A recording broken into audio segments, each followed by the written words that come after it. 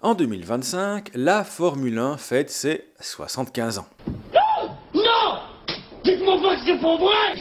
Et si, et c'est d'ailleurs l'occasion de plonger dans les archives des 24 manches du calendrier pour vous raconter quelques-uns des moments les plus marquants de l'histoire de la discipline.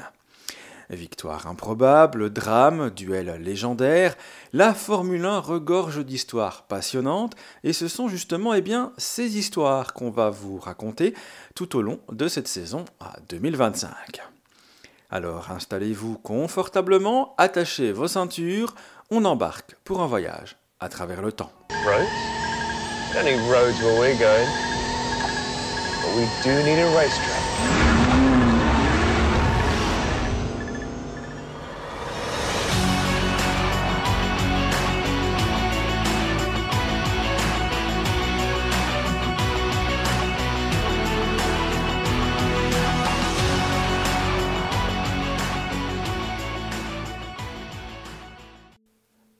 En arrivant à Imola, quatrième manche de la saison 2005 de Formule 1, Fernando Alonso est en tête du championnat, fort de 2 victoires consécutives au volant d'une Renault R25 qui domine le début de saison, Fisichella ayant lui décroché le premier succès de l'année en Australie. En face, la concurrence, elle, tire la langue. Raikkonen n'a inscrit que 7 points, tandis que Michael Schumacher n'a fait entrer sa Ferrari dans le top 8 qu'à une seule reprise, avec la 7ème position acquise en Malaisie. Autant dire que sur le papier, rien ne destinait ce Grand Prix de Saint-Marin à devenir le sommet de la lutte entre le septuple champion du monde et son futur successeur. Pas même les qualifications menées par la McLaren de Kimi Raikkonen, et au terme de laquelle Schumacher ne faisait pas mieux que 14e, suite à une erreur au freinage de Rivazza lors de la 2e séance. Oui, parce que à l'époque, la grille de départ était définie sur base du cumul des temps de 2 séances qualificatives où chaque pilote avait droit à un seul tour lancé. Un format d'ailleurs qui sera abandonné quelques courses plus tard. À l'extinction des feux, c'est Raikkonen qui maintient sa McLaren MP80 en tête devant Alonso, tandis que derrière, Schumacher prend le meilleur sur quelques voitures avant de se retrouver bloqué par le célèbre petit train Trulli et sa Toyota. 9e tour, Kimi Raikkonen est à l'arrêt suite à une défaillance mécanique de sa monoplace, une scène qui sera récurrente en 2005 pour Iceman, et cette fois c'est la transmission de la McLaren qui a rendu l'âme. Et donc c'est Alonso qui hérite de la tête du Grand Prix et le pilote espagnol semble alors se diriger vers une 3e victoire assez facile.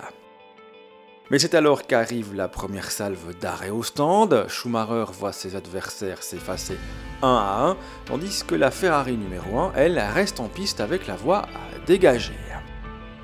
L'Allemand en profite donc pour hausser le rythme, si bien qu'après son passage au box, il ressort en 3e position, derrière Fernando Alonso et Jenson Button. Le Britannique, qui voit alors la Ferrari revenir dans ses rétroviseurs au rythme effréné de 2 secondes par tour, fait de son mieux pour garder l'avantage et ce jusqu'au 45e tour lors duquel il commet une petite erreur suffisante pour que Schumacher s'engouffre et en profite pour se mettre en tête de l'épreuve. Leadership provisoire puisque Alonso était repassé une 2e fois par la pit lane, ce que le Baron Rouge fera également quelques tours plus tard. Ce qui nous amène à 12 boucles du drapeau à damier, Fernando Alonso est à nouveau leader devant la Ferrari F 2005, plus véloce que la monoplace française, mais malgré tout, le jeune taureau des Asturies va livrer 12 tours d'anthologie pour maintenir son rival derrière lui, et ce, malgré un V10 Renault fatigué et des gommes un peu moins fraîches. Et finalement, il s'imposera donc avec seulement 2 dixièmes d'avance, ce qui en fait encore aujourd'hui l'un des grands prix les plus serrés de la longue histoire de la Formule 1. Une victoire qui a de quoi fêter dignement la prolongation de contrat de l'Espagnol avec Renault pour 2006. 12 mois plus tard, pour la petite anecdote, c'est Schumacher qui prendra sa revanche dans un scénario presque identique, mais où les rôles s'étaient cette fois inversés. Voilà qui clôture cet épisode, merci d'avoir été à l'écoute, n'hésitez pas à vous abonner, à liker, à commenter, à partager, à en parler à vos amis, bref, vous connaissez la musique. Nous, on se donne rendez-vous la prochaine fois pour de nouvelles aventures.